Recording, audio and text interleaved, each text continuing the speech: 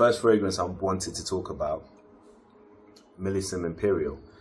I got this as a gift, but I'm quite familiar with this scent. I've sampled it a few times. I've watched reviews on it. It's a quite popular fragrance from a quite popular house.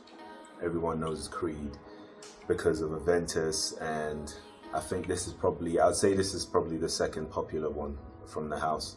So this isn't meant to be like an in-depth review or anything. This is just a quick run through of the fragrances that I've brought with me on vacation and how they're performing so far. So let's talk about this one. Let's run through the notes quickly. Top notes, sea salt, fruity notes. Middle notes, Sicilian lemon, bergamot, iris, mandarin orange. Base notes, sea notes, musk, woody notes. I'll tell you what I'm picking up. I'm definitely picking up the fruity notes and that salty nuance in it at the top. This happens to be my scent of the day as well. As far as the fruity notes, it's more watermelon. That's all I'm getting. Watermelon from the beginning to the end with a salty nuance. That pretty much wraps it up. Now, one of the bad points or the negative points I've seen when it comes to this fragrance is the fact that it doesn't perform.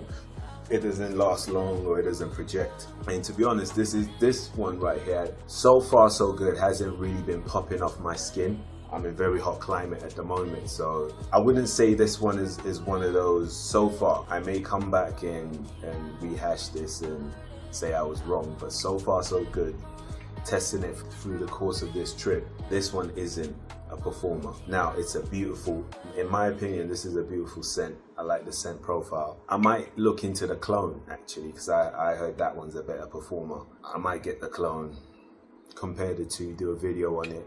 So the next fragrance I've brought with me is another niche fragrance from the house of Etat Libre de Orange. Hopefully I haven't butchered that too much. But this one's called You or Someone Like You. Now this one right here, I've tested for a bit now. I wore it through the London summer. I wore it through summer just gone in London. And now I'm in Joburg testing it out in the Joburg weather. And it's definitely, before I get to that, let's take a look at the notes first. So according to Fragrantica, you've got mint, grapefruit, bergamot, anise in the top notes. Middle notes, green notes, cassis, rose, hedione. Base notes, white musk. Maybe my nose isn't that mature yet, but I'll be honest with you, this right here is all mint. This is spearmint. Anyways, this right here is a minty bomb, but not in like an offensive way. It's in a nice, calm, soothing way. Cooling way, should I say. You definitely pick up the musk in the back, sort of like acting as a support for that mint note. I don't pick up any of the citruses that much. I'm sure they're in there, but the mint is the main player.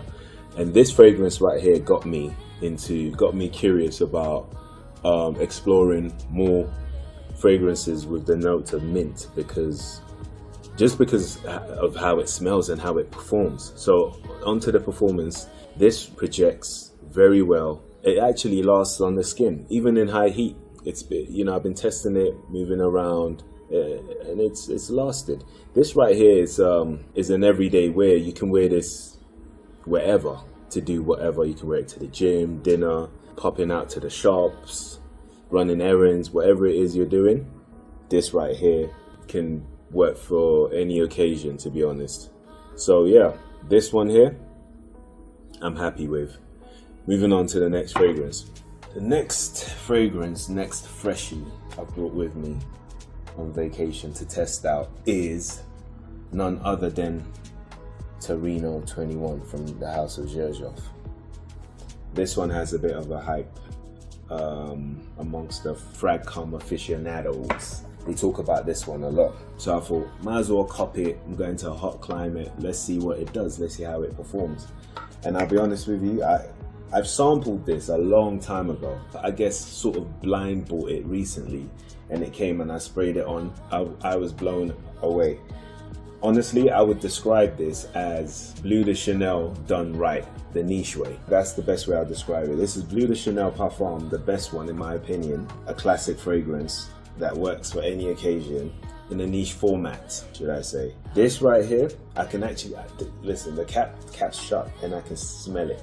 I can smell it through the cap. That's how strong this is. Before we get into that, let's talk about the notes. So this one is also another mint monster. Mint is actually a main player in this. So you got mint, lemon, or basil, however they say it, thyme in the top notes, middle notes, black currant, rosemary, lavender, jasmine, base notes, lemon, verbena, musk. Now, as far as what I definitely pick up on the lemon. I pick up on the mint, pick up on the basil and the thyme. All the notes in it there's listed in the top notes, because as far as the mint goes, that there is just front and center the whole way through, and then the lemon sort of plays back up. But you definitely pick up the lemon in this. The black currant is in there as well, gives it sort of like this sweet nuance. The rosemary, I don't really get much of. The jasmine, not really. The lemon verbena, sort of, I kind of picked that up as well, because in the base it has this sort of like leafy nuance, and the musk as well. When it's on super dry down, you can definitely pick up the musk. But real quick, this one here is a performer, beast mode performer. Especially for a freshie, impressive.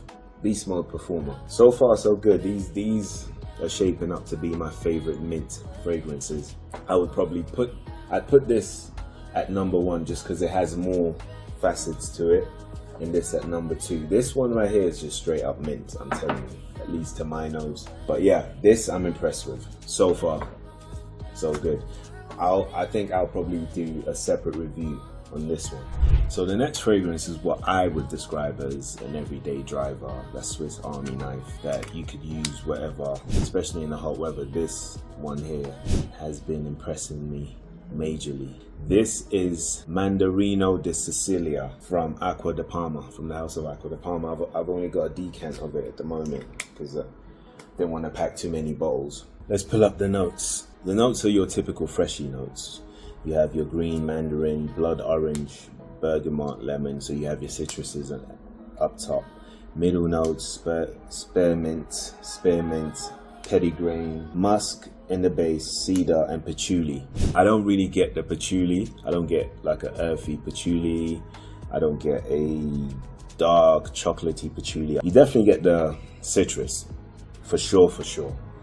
The citrus is there, present. This is a very citrusy, fresh, effervescent kind of fragrance. When you spray this on, you just feel fresh and clean, and it's a freshie without being your typical freshie. It's not shower gel. It doesn't give you that shower gel vibe, but it does make you feel fresh and revived. Performance-wise, I've tested this out in the gym, out and about, doing some shopping, and it definitely pops off of my skin in the high heat and off of my clothes. So with this one, for this one to really perform, you need high heat, and I'm in the perfect climate at the moment for that. But yeah, this is another one I'm impressed with. I don't really hear a lot of people talking about this. Maybe because it's not really, but I would say Acqua de Parma is quite a popular niche house as well, so I don't know why people don't talk about it. But yeah, anyways, on to the next fragrance that I've got.